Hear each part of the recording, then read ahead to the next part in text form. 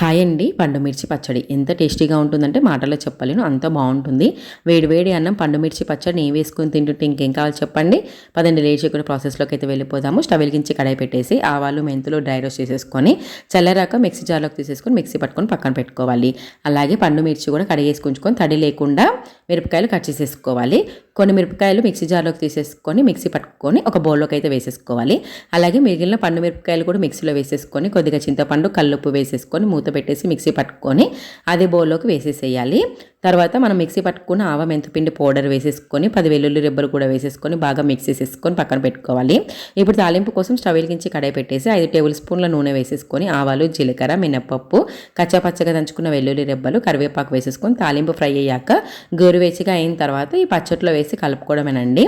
అంతేనండి, ఎంతో టేస్టీగా ఉండే పండు మిర్చి పచ్చడి అయితే రెడీ అయిపోయింది. మీరు కూడా ట్రై చేసి ఎలా వచ్చిందో కమెంట్ చెప్పండి. మీకు కనుక వీడియో నచ్చితే లైక్ చేయండి. బాయ్.